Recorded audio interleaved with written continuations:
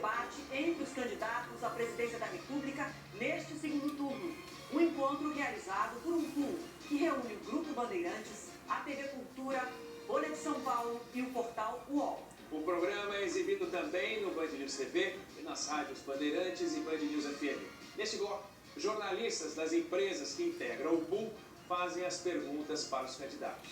Cada jornalista faz uma pergunta que será respondida pelos dois candidatos e o tempo para a resposta é de 1 minuto e meio. Lembro que a ordem de resposta foi definida em sorteio prévio e será intercalada a cada nova pergunta. O primeiro a responder será o candidato Lula e quem faz a pergunta é a jornalista da TV Cultura, Vera Magalhães. Boa noite, candidatos. Boa noite a todos. A minha pergunta é sobre a relação entre os poderes. A separação e a independência entre os poderes da República é uma das cláusulas pétreas da Constituição. Ainda assim, tramitam no Congresso uma série de propostas que visam alterar a composição do Supremo Tribunal Federal, aumentando o número de ministros ou estabelecendo mandatos que acabariam com a vitaliciedade desses integrantes do Supremo. Essas medidas têm sido defendidas por alguns como uma forma de conter supostos abusos do judiciário, mas são vistas também como ameaças à democracia por juristas e observadores de como essas práticas ocorreram em países como Venezuela ou Hungria. Eu queria saber se os senhores se comprometem, caso eleitos, a respeitar a separação dos poderes e a sua independência e descartar esse tipo de medida. Candidato Lula, 1 minuto e meio. Vera, você vai ver que eu vou chegar perto da Câmara que você falou, não vai ter nenhuma agressão minha a você. Primeiro porque nós já tivemos uma experiência no tempo da ditadura militar de mudar a composição da Suprema Corte. O Castelo Branco mudou de 11 para 17, depois ele tirou 5, porque ele não gostava, ficou só o que eles queriam. Não é prudente, não é democrático o presidente da República querer ter os ministros da Suprema Corte como amigos. Você não indica o ministro da Suprema Corte para ele votar favorável a você se beneficiar. Os ministros da Suprema Corte têm que ter currículo. As pessoas têm que ter história, têm que ter biografia. E essa gente tem que fazer o que precisa ser feito. E eu tenho orgulho, porque foi os ministros que eu indiquei que votaram Sérgio Tronco, votaram Raposa Serra do Sol, votaram a União Civil. Ou seja, foram pessoas que tiveram uma postura de dignidade. Eu, sinceramente, eu estou convencido que tentar mexer a Suprema Corte para colocar amigo, para colocar companheiro, para colocar partidário, é um atraso, é um retrocesso que a República Brasileira já conhece muito bem. E eu sou contra. Eu acho que a gente pode discutir no futuro se tiver uma nova constituinte, sabe, quem sabe ter mandato ou não, quem sabe as pessoas ter uma limitação maior. Mas eu acho que a Suprema Corte tem que ser escolhida por competência, por currículo e não por amizade. Candidato Jair Bolsonaro, por favor, 1 minuto e meio. Prezada jornalista Vera, satisfação revela. Só que vou deixar bem claro, a proposta de emenda à Constituição, ora em tramitação na Câmara, é da senhora Luísa Erundina. E tem 40 deputados do PT que deram devido apoiamento. Ou seja, em 2013, a senhora Dilma Rousseff, que exercia forte influência do senhor Lula, tentou criar mais 4 vagas para o Supremo Tribunal Federal. Da minha parte, está feito o compromisso. Não terá nenhuma proposta. Como nunca estudei isso com profundidade. Mas deixo claro, no momento, o PT tem 7 ministros indicados para o Supremo Tribunal Federal. Eu tenho 2. Caso eu venha a ser eleito, eu tenho mais 2. Eu ficaria com 4 e o PT com 5. Está feito o equilíbrio. Agora, quanto a currículo, obviamente, isso passa por cada presidente, que é uma indicação do mesmo e passa por uma sabatina no Senado Federal. Faltou só o senhor Lula, o senhor dizer que o senhor só é candidato à República por causa do ministro, que foi cabo eleitoral de Dilma Rousseff e depois por ela foi indicado para o Supremo Tribunal Federal, o senhor Fachin. Então o senhor só está disputando a eleição aqui por obrigação de um amigo indicado pelo PT. Bom, enquanto o candidato Jair Bolsonaro respondia, o presidente Lula levantou a mão solicitando direito de resposta. Por Só um minutinho, por favor, candidato. Então está sendo encaminhada a comissão. Daqui a pouquinho a gente traz essa resposta, se será concedido ou não. Bom, acabo de receber a resposta já. O pedido de direito de resposta não foi concedido. Vamos seguir então com o debate.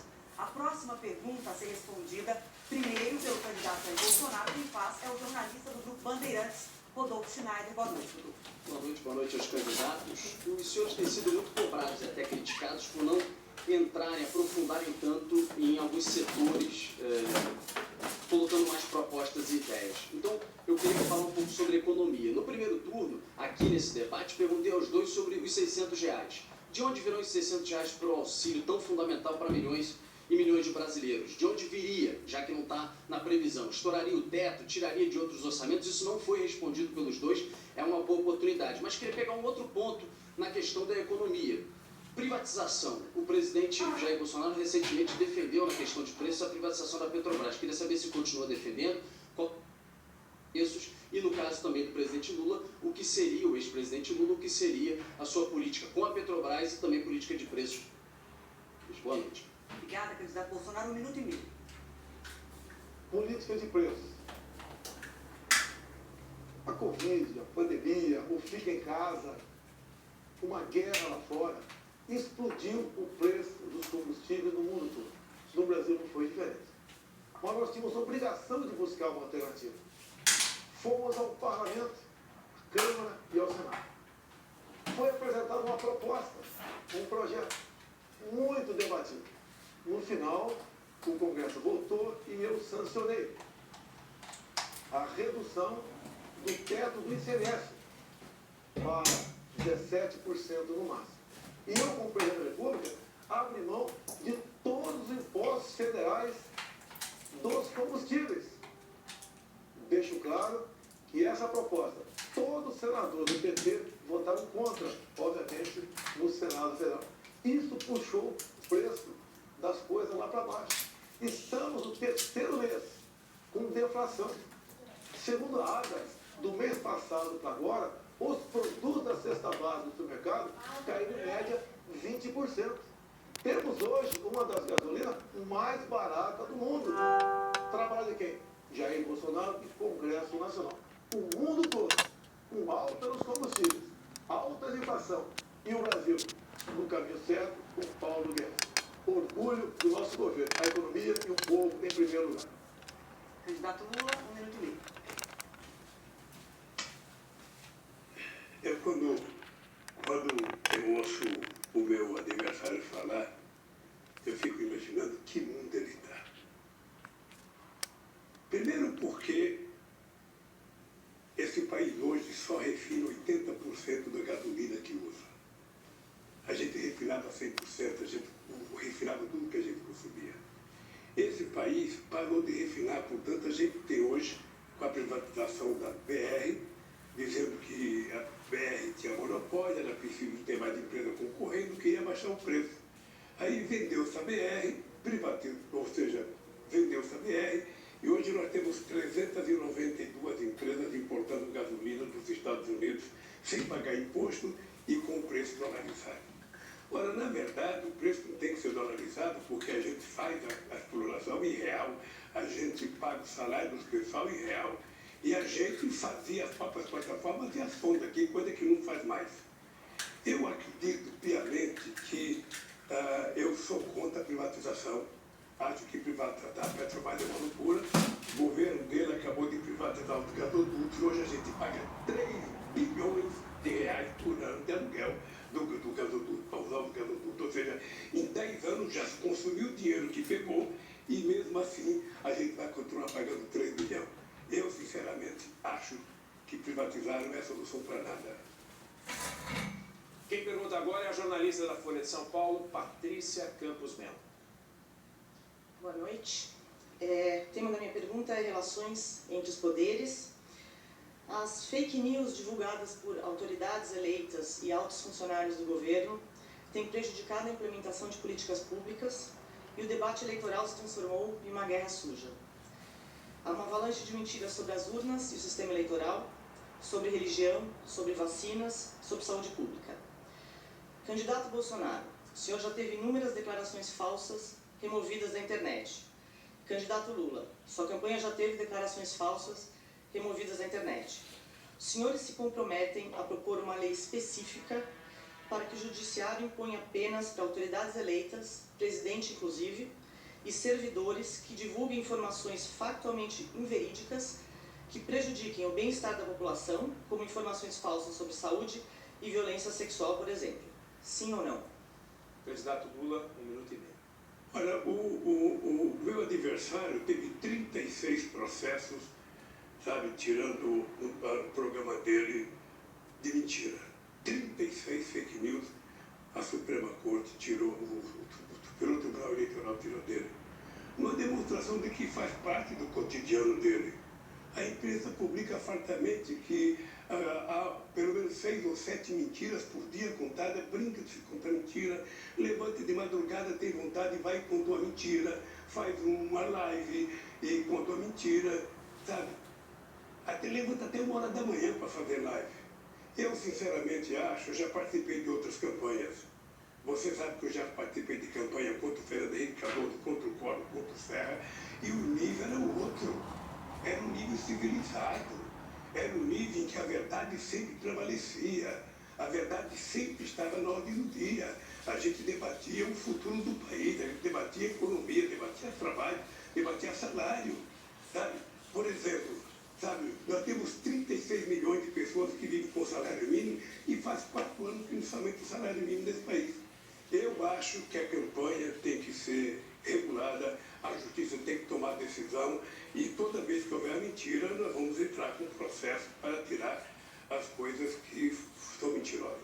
Porque o povo, se votar num candidato que mente, sabe que o candidato não vai governar corretamente. Candidato Bolsonaro, 1 minuto e meio. Lula, se você não mentir, não mentisse, não seria você. Você me chama o tempo todo de genocida, miliciano, canibal. E a última, o seu programa, influenciado por Glenn Hoffman, me acusou de pedofilia, tentando me atingir naquilo que tem mais de sagrado, defesa da família brasileira, defesa das crianças. Ato contínuo que aconteceu no dia de hoje.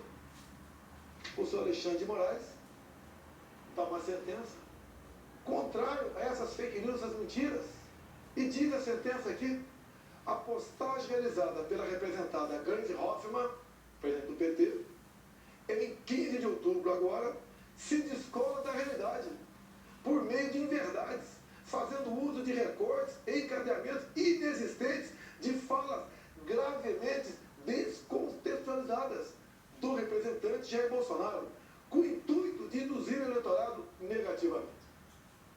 Tal contexto evidencia a divulgação de fato sabidamente inverídico, notadamente por se tratar de notícia falsa divulgada durante o segundo turno da eleição presidencial. Sem mentir. E aqui, de forma concreta, uma sentença do ministro Alexandre de Moraes, sem mentir, ele chega aonde? Você não tem que falar do seu passado, que não tem nada que preste o seu passado. Só tem que mentir para tentar denegrir a imagem dos outros. O próximo a perguntar é o jornalista do UOL, Josias de Souza. Boa noite, Josias, por favor. Muito boa noite. Boa noite, senhores candidatos. Eu vou perguntar sobre 2 temas numa única pergunta. Os temas são relação entre poderes e governabilidade. O governo Lula comprou o apoio do Centrão com o Petrolão. O governo Bolsonaro comprou o apoio do Centrão com o orçamento secreto. A pergunta é muito singela. Quem for eleito em 30 de outubro terá de se relacionar com o Congresso, há muitas reformas por aprovar. O que os senhores farão para que esse relacionamento se dê sem a necessidade de comprar apoio legislativo? O primeiro a responder agora é o candidato Bolsonaro, por favor. Prezado Josias, por favor, eu comprei com orçamento secreto, eu vetei derrubar no veto. Agora, se eu comprei, eu tenho um voto. Vamos supor que o senhor seja deputado. Se o senhor recebeu um dinheiro do orçamento secreto, o senhor vai votar comigo. É lógico ou não é? É lógico. Eu tenho aqui uma lista preliminar. 13 deputados do PT que receberam recurso desse tal orçamento secreto. Eu não tenho nada a ver com esse orçamento secreto. Posso até entender que o parlamento trabalha melhor na distribuição de renda do que nós, do lado de cá, o meu Ministério da Economia e o presidente. Agora, por favor, José, falar que eu comprei com orçamento secreto, eu posso te trazer, em outra oportunidade, mais nomes que receberam fortunas desse dito orçamento secreto. Então, se eu tivesse esse poder, primeiro que eu tenho caráter, não faria isso. E só para controle. Esse orçamento foi criado por Rodrigo Maia, sabidamente uma pessoa que queria tirar poder de mim. Eu queria, na verdade, José, se fosse verdade, que o orçamento estivesse nas minhas mãos. Eu faria melhor uso dele, pode ter certeza disso. Como o Tarcísio tem feito nas suas obras, o Rogério Marinho, entre outros. Agora, por favor, Jesus, você é jornalista, você é uma pessoa inteligente. Eu jamais daria dinheiro para essa turma toda aqui se não estivesse votando comigo, né? Se bem que eu nunca comprei voto de ninguém. Por favor, candidato Lula, 1 minuto e meio. Ô, Josias, a primeira coisa que você tem que aprender é que um presidente da República, quando ele é eleito, ele vai governar e lidar com o Congresso que foi eleito. E quem elegeu o Congresso foi o povo brasileiro. Se os deputados são bons ou não, o povo brasileiro tem responsabilidade por quem indicou. E é com quem tem mandato que o governo se relaciona. O suplente não vale, os que ficaram em segundo lugar não vale. É exatamente com as pessoas que foram eleitas. Isso vale para todos os presidentes da República. Vale para você se fosse eleito presidente. Eu vou tentar confrontar essa história do orçamento secreto. Eu vou tentar criar um orçamento participativo, que foi uma coisa que nós criamos nos estados brasileiros. Todo mundo se lembra que o sucesso do orçamento secreto na prefeitura do PT foi a ONU pediu para que a gente, fosse para o mundo divulgar o orçamento participativo. Agora, com a internet, nós vamos tentar fazer um orçamento participativo.